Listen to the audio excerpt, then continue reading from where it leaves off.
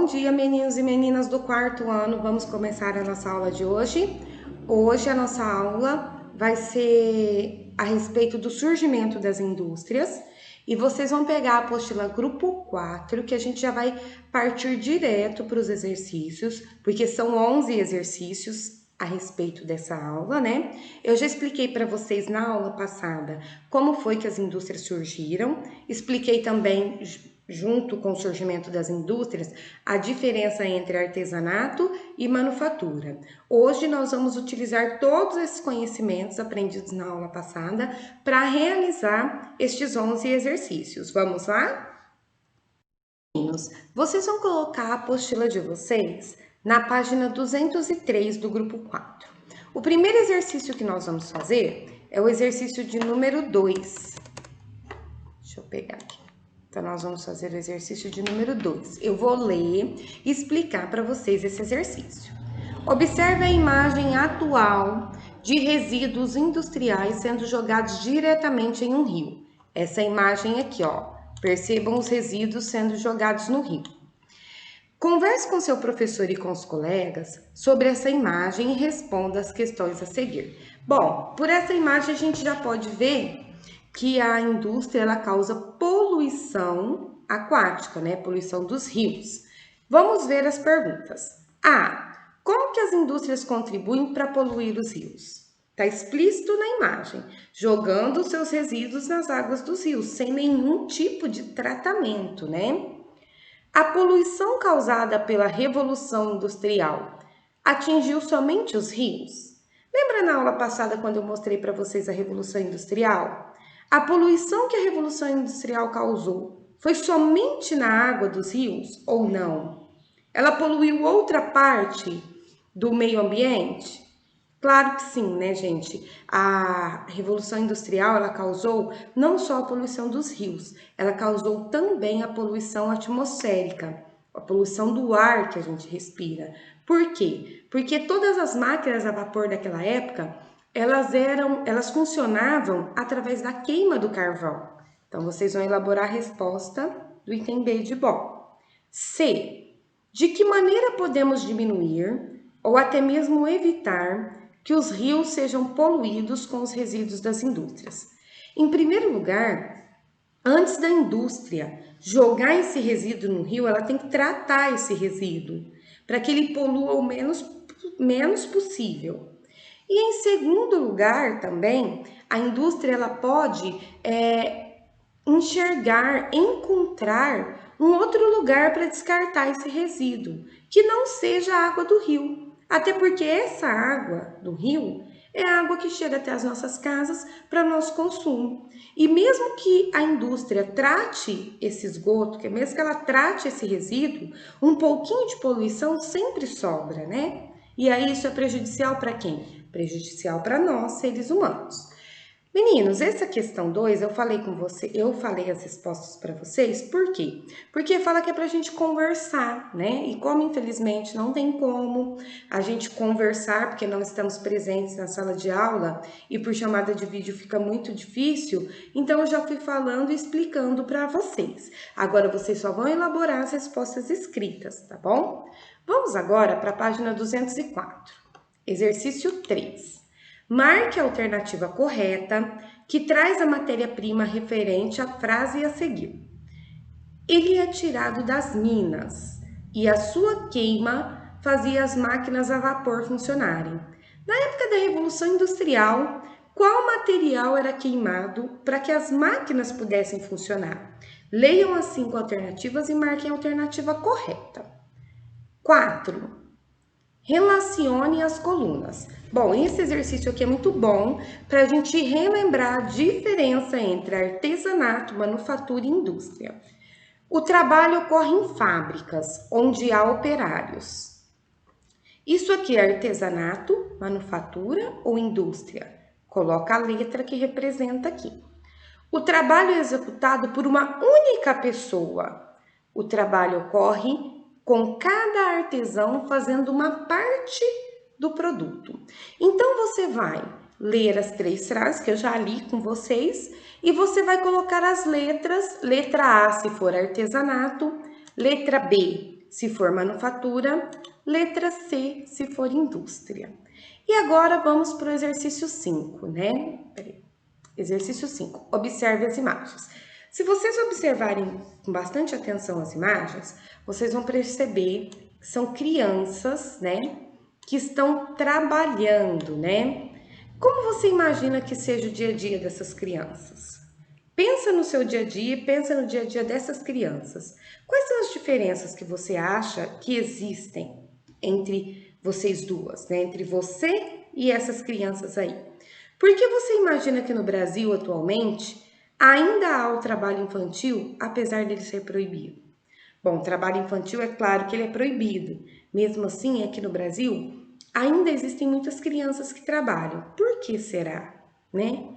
Geralmente é porque a família é muito pobre e o pai põe a criança para trabalhar para ajudar na renda para comprar comida, né? E muitas vezes essas crianças elas não frequentam a escola. Mas eu quero mostrar para vocês agora um vídeo que vai falar sobre o trabalho infantil. Vamos lá? A vida é como um relógio, tem hora para tudo: comer, estudar, brincar e hora para trabalhar. Na família do João, esse tempo não é levado à risca. Ele tem apenas 9 anos e passa todas as tardes na lida da roça. No final do dia, bate aquele cansaço e ele mal consegue fazer a lição da escola. João não é o único. No Brasil, o trabalho infantil é uma triste realidade. A Constituição Brasileira e o Estatuto da Criança e do Adolescente focam no problema, garantindo o direito da criança de ser criança. Desde os anos de 1990, o país concentra esforços para fazer valer a lei e eliminar o trabalho infantil.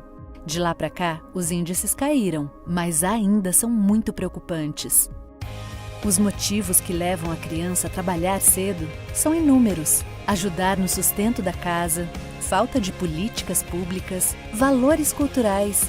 Para muitas famílias, a ocupação é a proteção contra a marginalização e a pobreza. Uma visão distorcida que faz do trabalho no campo e do trabalho doméstico algumas das piores formas de trabalho infantil. Mas vale lembrar que algumas tarefas pontuais são permitidas, como lavar louça, aprender a mexer com a terra e arrumar a própria cama, ações sem risco e que fortalecem o sentimento de solidariedade e despertam o senso de responsabilidade. No Brasil, o trabalho é proibido para menores de 16 anos. Ele atrapalha o ciclo de desenvolvimento, traz graves consequências. Criança que trabalha com lixo fica exposto ao sol, à chuva, a produtos tóxicos.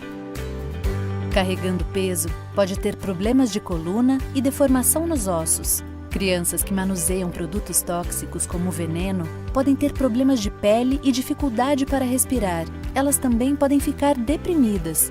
Nas ruas, pode ser vítima de violência, ter acesso às drogas. Os programas de aprendizagem são permitidos, mas com regras específicas. O Carlos, amigo do João, de 15 anos, é aprendiz no escritório de uma cooperativa. Ele divide seu tempo entre a escola e o programa de aprendizagem, uma experiência de convivência no ambiente da empresa e qualificação profissional. Esta é uma estratégia que tem ajudado na erradicação do trabalho infantil, assim como a educação em tempo integral e a inserção das famílias nos programas de geração de renda.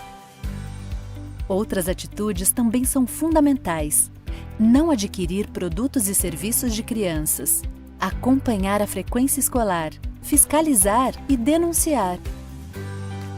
O educador também pode contribuir. É possível trabalhar o tema em sala, debater causas e dados do município, propor dinâmicas, resgatar antigas brincadeiras, inserir pais e alunos nas ações, levantar os motivos da evasão e indicar publicações e sites sobre o assunto. O tema está na pauta da ONU, que prevê eliminar o trabalho infantil até 2025. Cada um de nós pode lutar por esse propósito e ajudar a transformar a realidade do João e de milhares de crianças e adolescentes. É preciso respeitar os ciclos da vida, seguir o relógio do tempo e fazer da infância uma etapa plena e feliz, capaz de formar cidadãos mais conscientes de direitos e deveres.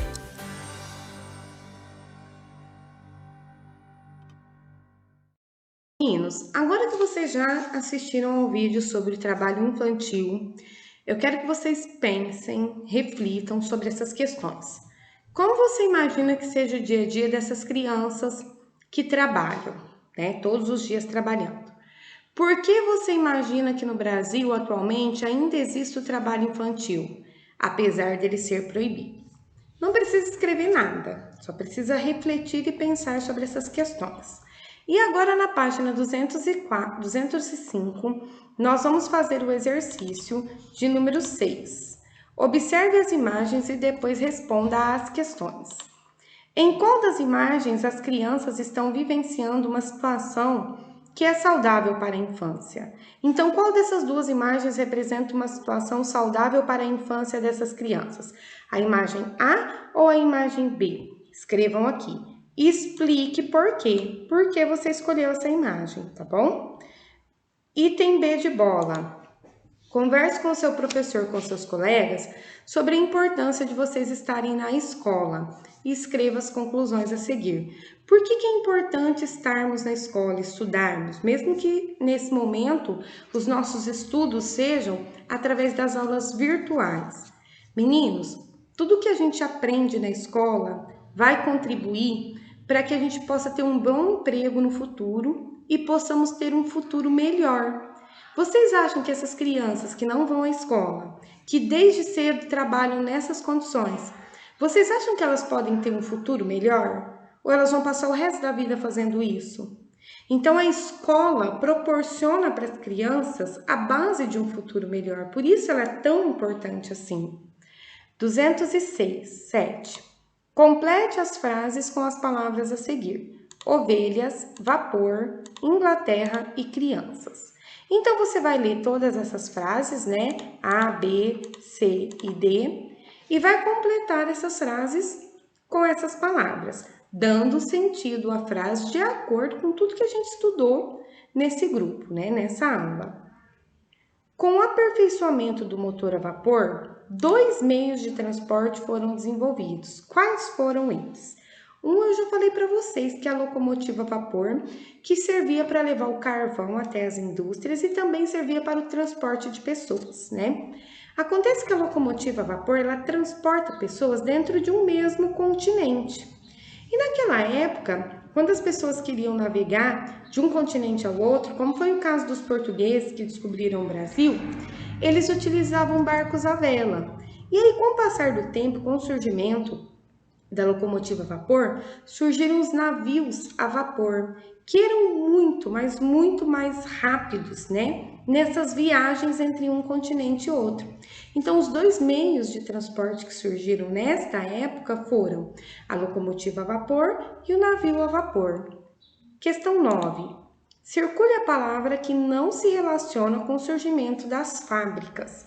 Então, nesse quadro cor-de-rosa, existem várias palavras que estão relacionadas com o surgimento das indústrias, menos uma. Qual será? Circula ela. 10. Resolva o diagrama com a resposta correspondente de cada item. Qual foi o tipo de energia utilizada nos motores da Revolução Industrial? Os motores eram motores a... Qual era a energia que movia esses motores? Qual foi o problema ambiental causado pelo despejo indevido dos resíduos industriais? Qual foi o país que iniciou a Revolução Industrial? Qual foi o trabalho manual não industrializado feito pelo artesão? E como se chama a instituição para crianças que é feita para o ensino, ok? Por último, na questão 11, observe novamente as imagens das atividades anteriores sobre o trabalho infantil. Pense como seria se as crianças das fotos pudessem estudar em vez de trabalhar. Faça um desenho sobre isso. Então, vocês vão pensar na seguinte frase: lugar de criança é na escola e não trabalhando. E você vai criar um desenho nesse espaço para mostrar que lugar de criança é na escola e não trabalhando. Você pode pegar algumas ideias na internet, mas não é para imprimir e colar, é para desenhar e pintar, tá bom? A nossa aula de hoje chegou ao fim.